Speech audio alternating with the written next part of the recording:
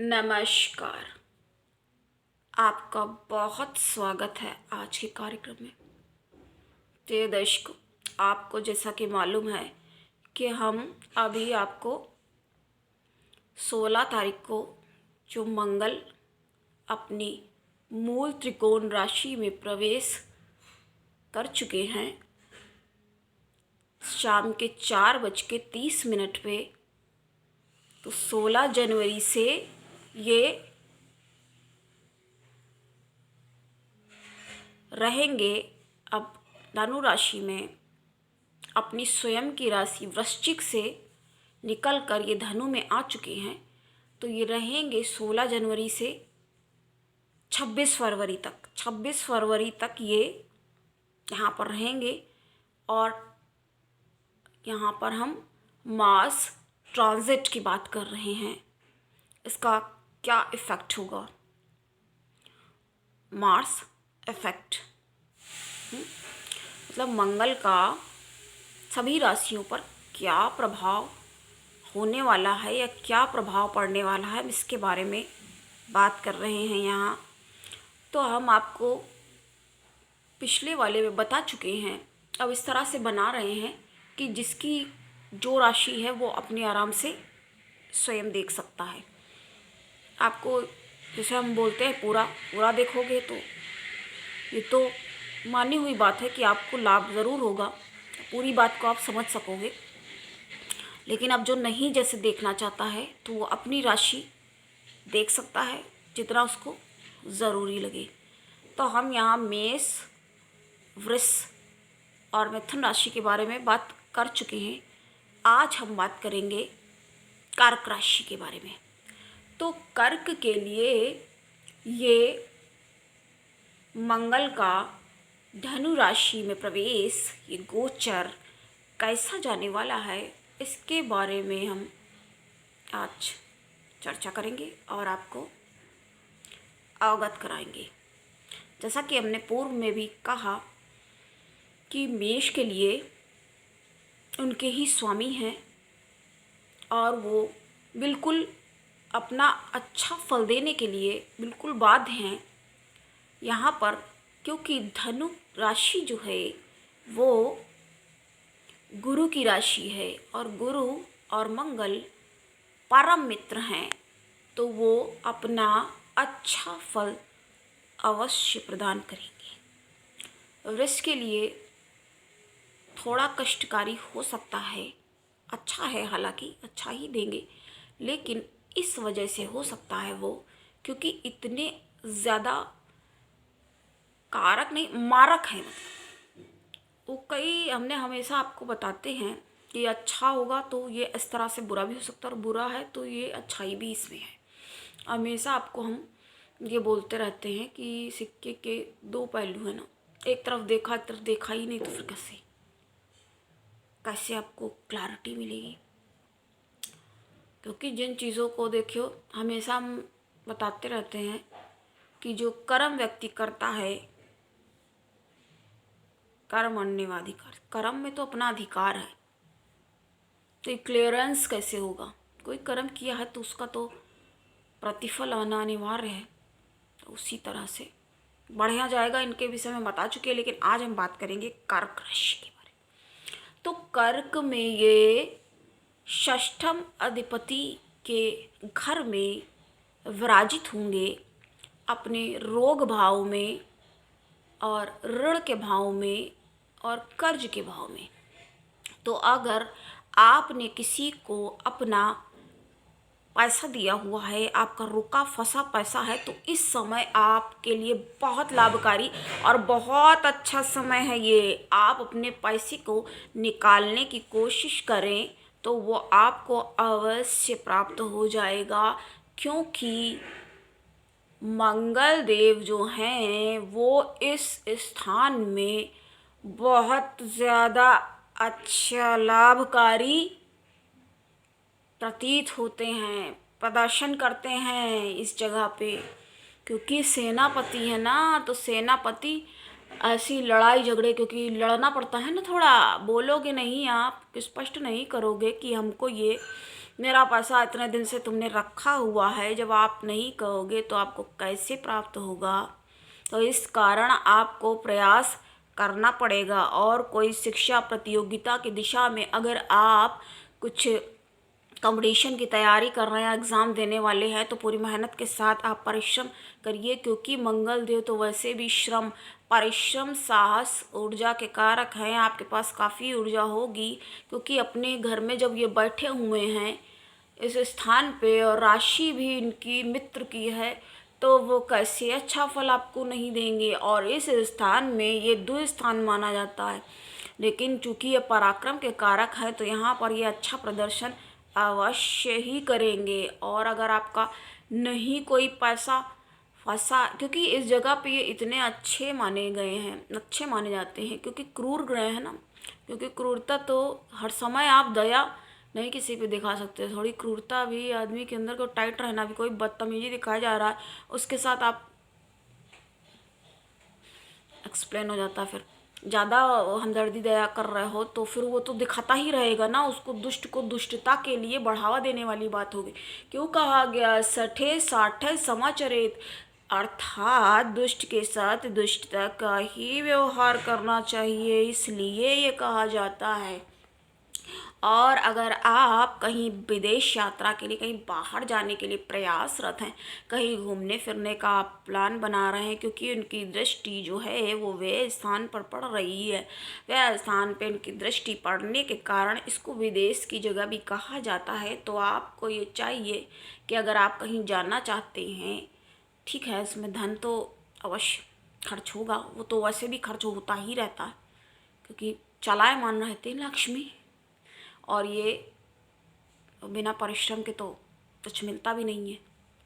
तो आप अपने पैसा निकालने की एक तो कोशिश करिए। और अगर आप कहीं जाना चाहते हैं, कोई डॉक्टर या इंजीनियर, आईटी वगैरह कुछ भी, अगर आप आईआईटी देखो यहाँ की काफ़ी फेमस है बहुत। अब जिसमें आपकी जो आपकी चॉइस है आप वो करिए। चूँकि हम राशि की बात कर रहे हैं तो हम उतनी ही बात करेंगे, अभी ज़्यादा एक्सप्लेन की यहाँ कोई हमें लग नहीं रहा इतनी अधिक आवश्यकता है। जहाँ आवश्यकता होती है अवश्य आपको बताते रहते हैं।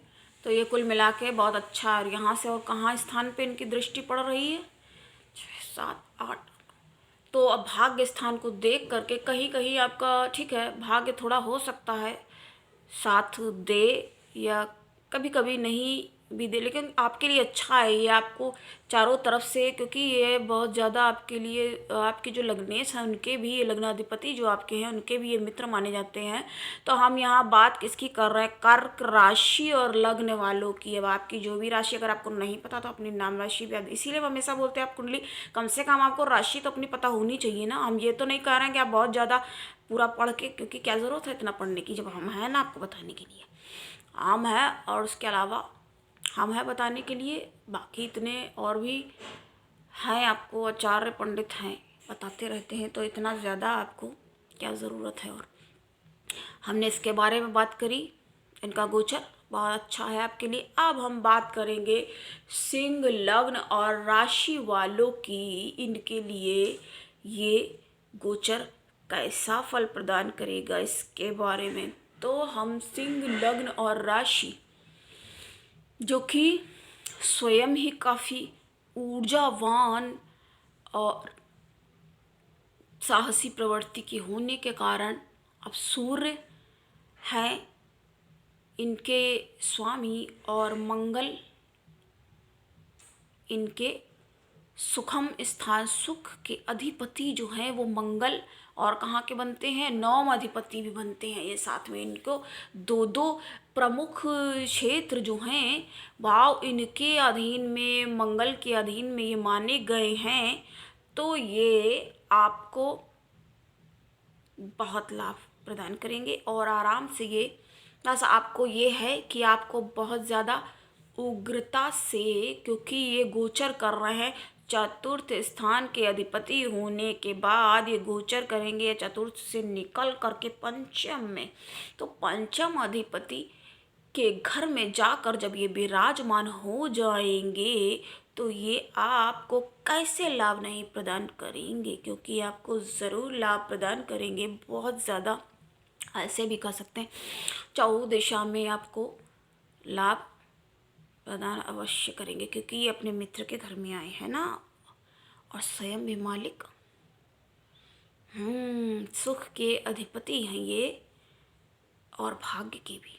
और वहाँ से ये तो आपको आकस्मिक धनों की भी, क्योंकि आकस्मिक जो घटनाएं होती हैं उसके लिए अष्टम भाव को, अष्टम स्थान को भी देखा जाता है। वहाँ कौन ग्रह विराजमान है, या यहाँ वहाँ पर कौन सा आपका ग्रह दृष्टिपात कर रहा है, कौन दृष्टिगोचर, क्योंकि सबसे पहले तो आपका जन्मांक सबसे ज़्यादा महत्वपूर्ण है। और ये भी देखना ज़रूरी होगा कि कारक मारक आपकी कौन सी दशा चल रही है। इसी वजह से हमने आपको पिछले वीडियो में भी बताया और बता रहे हैं कि आपको कारक मारक थोड़ा सा, कुछ बहुत ज़्यादा नहीं, लेकिन आपको राशि वगैरह, तो ये नहीं कहते कि आप रोज रोज कौन जा सकता भाई, इतना टाइम रोज़मर्रा की अपनी दिनचर्या से निवृत्त होने के बाद उसमें व्यक्ति जब संलग्न रहता है तो किसके पास इतना टाइम है। लेकिन आपको ये है कि बहुत ज़्यादा नहीं, साल में 1-2 बार 3 बार बहुत पर्याप्त है, उससे अधिक की कोई आवश्यकता बिल्कुल नहीं, बिल्कुल मत जाइए उससे ज़्यादा। उसके बाद कतई कोई भी आवश्यकता नहीं है उससे ज़्यादा आपको, लेकिन आपको 1-आध बार तो चले जाना चाहिए, क्योंकि इससे आपको ये पता चलेगा ना कौन सी आपकी दशा चल रही है। क्योंकि वो देख के आपको जो आपके लिए ज़रूरी, क्यों डॉक्टर के पास जाते हैं आप, ऐसे समझेंगे ना, डॉक्टर के पास जाते हैं इस कारण कि वो आपका उचित इलाज कर दे। और यहाँ तो ये है कि वो आपको डॉक्टर के पास जाने से ही बचा दे। एस्ट्रोलॉजर का काम क्या है कि आपको जाने से ही बचा दे। आपको ऐसे उपाय बता देंगे, अपना करते रहिए धीरे धीरे, वो आप कर सकते हैं। उससे तो अच्छा ही है महंगी इतनी सारी दवाइयाँ खाने से, कहीं ज़्यादा बेहतर है ना। तो ये इस तरह से समझना होगा, बहुत अच्छा आपके लिए माना जा रहा है। वहाँ से दृष्टिपात, तो आकस्मिक धन की प्राप्ति भी हो सकती है, क्योंकि ये छिपा हुआ होता है ना, इसको इतनी जल्दी आदमी, ये छोटे मोटे जो ये एक शब्द आता ना जोला चाप, ये ऐसे जो होते हैं वो लोग पकड़ ही नहीं सकते ना। गहन अध्ययन, गूढ़ अध्ययन, ये सब गूढ़ विषय ऐसे नहीं ये समझ में आ सकते हैं। तो आपको ये चाहिए कि आप सावधानी बरतें।